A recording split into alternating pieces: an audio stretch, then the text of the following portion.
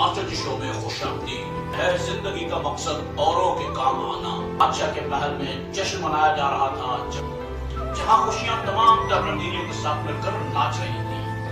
बादशाह ने एक नजर अपने नौजवान वजीर पर डाली।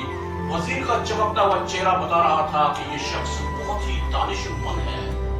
बादशाह ने मुस्कुराकर अपने वजीर से कहा, मांगो क्या मांगते हो, आज तुम्हारी जो ख्वाहिश होगी पूरी की जाएगी।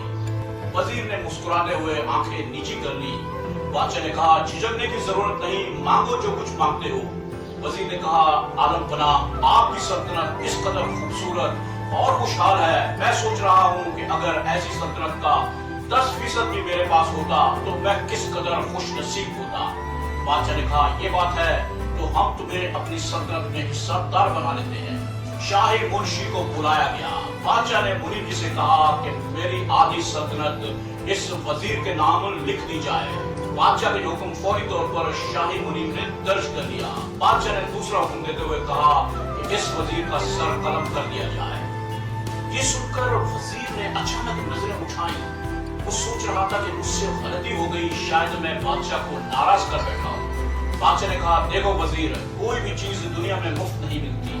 मेरी आधी सल्तनत पाने के लिए तुम्हें मेरे 3 सवालों के जवाब देना होंगे। अगर तुम मेरे 3 सवालों के जवाब दे पाए तो मेरा पहला हुक्म कारगर हो जाएगा और तुम मेरी आधी सल्तनत के हिस्सेदार बन जाओगे। और अगर तुम मेरे सवालों के जवाब ना ढूंढ सके तो मेरा पहला हुक्म मनसूख हो जाएगा और मेरे दूसरे हुक्म पर अमल दरामद होगा और तुम्हें सजाए मौत दे दी जाएगी। सवालों का जवाब तलाश करने के लिए तुम्हारे पास पूरा 1 महीना है। दोस्तों, जिंदगी और मौत के दरमियान सिर्फ 1 महीने का वक्फा था।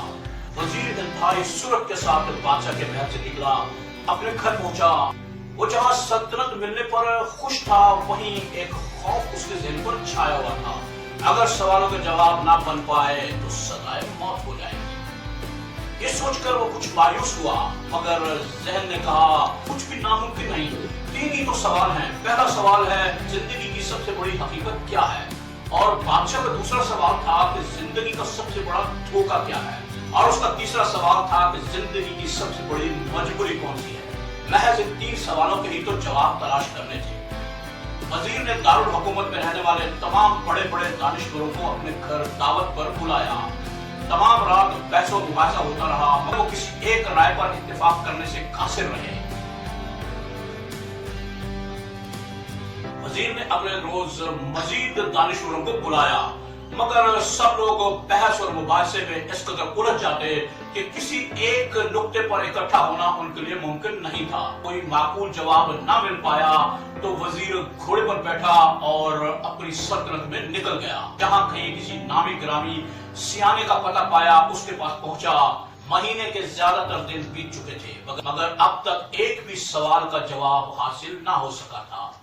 घोड़े पर सफर करते करते वजीर का शानदार शाहाना लिबास तार-तार हो चुका था।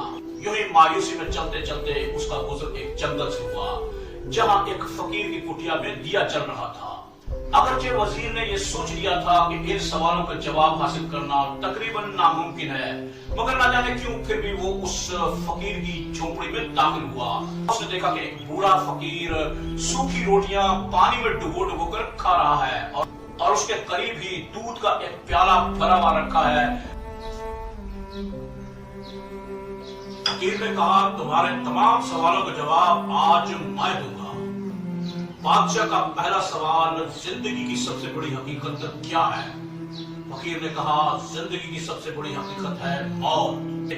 जी हाँ, मौत एक ऐसी हकीकत है जिससे मैं, आप, ये वो कोई भी फरार हासिल नहीं कर सकता। ये वो हकीकत है जिसे सबको मानना ही पड़ता है। दूसरे सवाल के जवाब में फकीर ने कहा, जिंदगी का सबसे बड़ा धोखा खुद जिंदगी है। जी हाँ, जिंदगी वो चीज है जिसे हम सबसे ज्यादा अजीज रखते हैं, मगर हमारी ये अजीज तरीन मता ही हमें किसी न किसी मोड़ पर धोखा दे जाती है।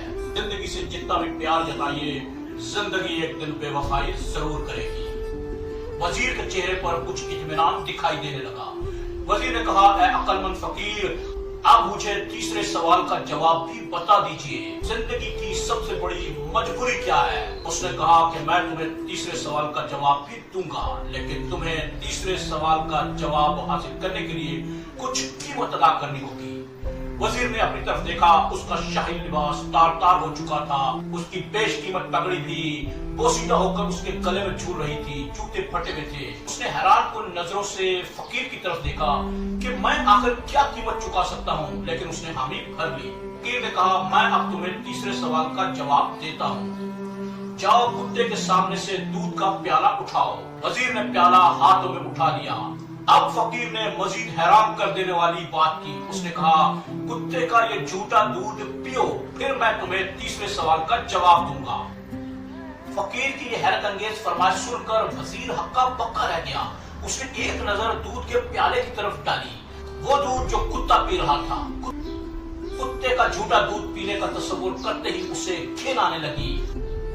उसने कोशिश की कि प्याले को अपने होठों तक लाया जाए, मगर उसे कुत्ते के इस झूठे दूध से इस कदर कराहत महसूस हुई कि उसने प्याला अपने होठों से दूर कर दिया।